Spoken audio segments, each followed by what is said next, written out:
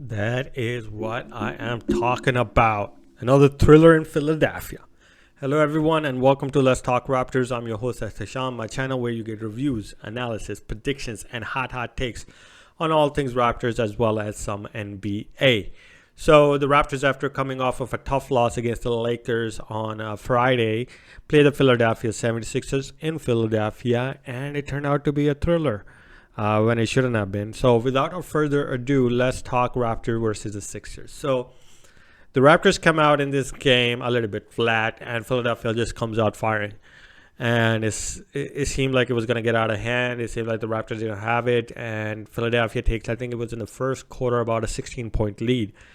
And they have everything going.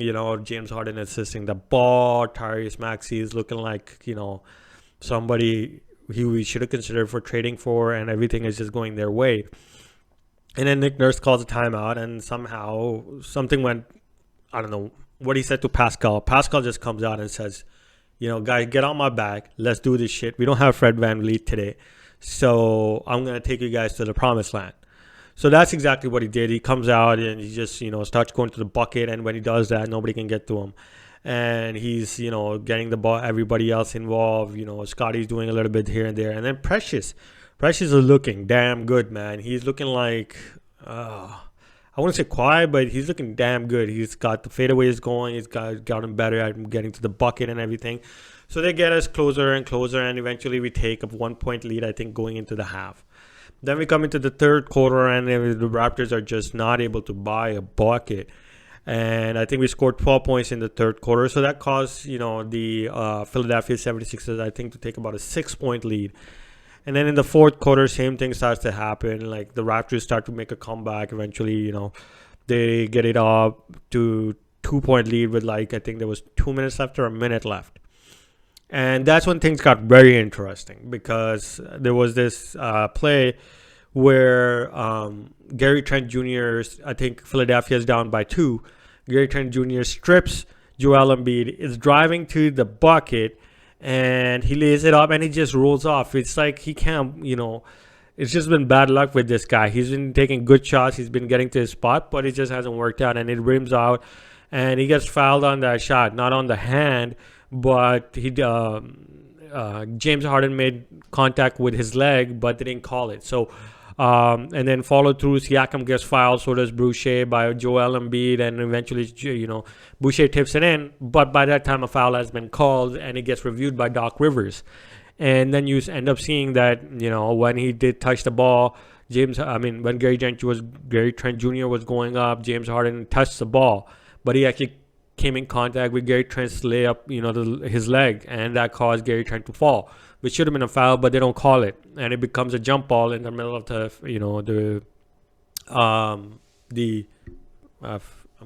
damn it, just had a brain fart. Anyways, the middle of the court, and it's Precious and Joel's jumping, and Precious goes and gets it, and Pascal gets it, and then the Precious gets it to Gary Trent Jr., and they had a foul to give, so they foul him. They literally foul, they threw him to the floor. And then, we call it, I don't think we called the timeout, but, we're going side out of bound. We pass it to Precious. Precious goes to the line, nails 1 shot out of 2. And there's about 27 seconds left. And then, Philadelphia comes to the other side. Tyrese Maxey gets a quick layup. So they're down by 1 again. And then we check in the ball, and, Scotty Barnes gets fouled. And he goes to the line, and he misses both of the free throws. And, they were down by 2 at this point, sorry. And he misses both of the free throws. And you're just like, oh my God, man, what the hell? It felt like we were supposed to lose this game. And, they get the rebound, they call a timeout, and then James Harden has the ball in his hand. And he didn't have a good game, but you felt like maybe he'll just nail that 3-pointer because he's James Harden. And he goes to the bucket, he elbows Chris Boucher in the face, and the refs covered themselves, because this whole game, it seemed like as soon as you touch Joel Embiid, and you don't even touch him. There was this one play where Precious is running away from Joel. Joel runs into Precious, and he gets the foul. Joel gets the foul shots. It was ridiculous. But the refs end up covering themselves. they call a foul on James Harden, an offensive foul. They finally call it a flagrant foul. Now we're down by what was it, 3 by this time? No, we're up by 3 or 2, and Chris Boucher goes to the free throw line for the flagrant shots. He misses the first one. And you're just like, oh my God, man, nail a freaking free throw. Make it a 2-possession game. Like, what's wrong with you guys? And then he nails the second one. So now it's a 3-point shot left. And it was a flagrant foul. So we get the ball back. They fouled Pascal. And Pascal finally ices the game. Like I said, he said, guys, get on my back. And I am going to get us to the promised land today. And that's exactly what he did. He iced the game. We won this game 93-88, and that was pretty much the end of it. So there's a few key takeaways I have from this game. Now, I'm not going to get too up and down about it, but it seems like the first key takeaway is like the Raptors, every time they play a good team, they bring a different type of energy. Yes, they didn't have it in the start today, but once they figure it out, it seems like when they play these bigger teams, like the teams that are, destined to win, they end up showing a little bit of more grit. They show fight. They show that they're never going to give up, and they put these teams through the ringer. And eventually, most of the time, like I've seen, like not most of the time, but 75% of the time, the Raptors come out winning. And it's happening on the roads in these teams, is in the big teams home. And we're showing them, we don't need a superstar. We have stars. We have great players, and even when we don't have our all-star in Freddie VanVleet, we're still gonna give you guys a competition, and we're gonna if you don't play your to the 100 mark, we're gonna win that game from you, and that's exactly what the Raptors did today. The second key takeaway I have, guys, is that Pascal is figuring things out. You can see it from everything he's doing. It's not just about him taking the big shots now. He was the one who put us up by 2. It's just the free throws made me forget the rest of the game. Damn it, Raptors. But he's assisting the ball. He's finding the right guys. And it seems like when he wants to get to the bucket and puts his head down, there's not many guys or many teams that can stop him unless they plan exactly to build the wall for him. And when they build the wall, he can just stop on the dime and just, shoot the mid-range. And that's something that like Pascal, if he continues to do that, and when he puts his mind aggressively to getting to the bucket or just being the offensive weapon that we need him to be, he's unstoppable. And he's been unstoppable recently. He's just, he's had up and downs in the points, but he's been consistent. I think 20 points or more with 10 rebounds and like 5-6 assists a game. And he's been damn good, man.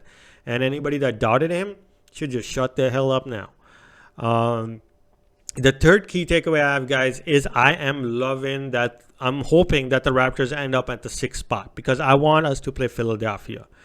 Because, one, Joel Embiid has a history of injuries. Second, he has a history of not showing up in the biggest games. When he played against us, he played good at home. He didn't play good on the road.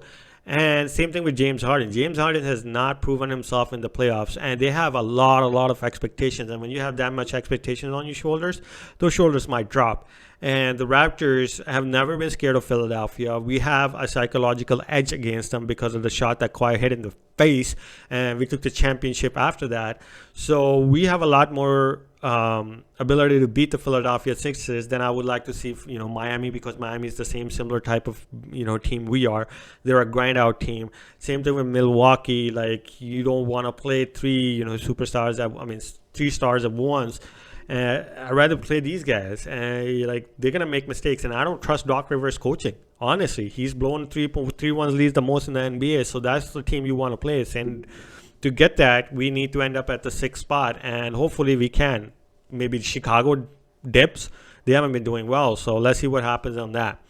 The last key takeaway, guys, I have is Gary Trent Jr. I am glad he missed that open shot today at the end of the game to win it. In a sense, he would have put us up by 4, and there would have been 2-possession game with like 20 seconds left. Because when he fell down, you could see it pissed him off. And guys like Gary Trent Jr., when they're pissed, they play big, and I think it might knock him out of the the up and downs that he is having. And I think tomorrow, watch out for him to come out and guns a blazing and get us that win tomorrow. I'm expecting him to have a big game because he was pissed when he missed that. He was just like, man, I can't catch a break. And when a guy gets to that point, he's going to make something happen.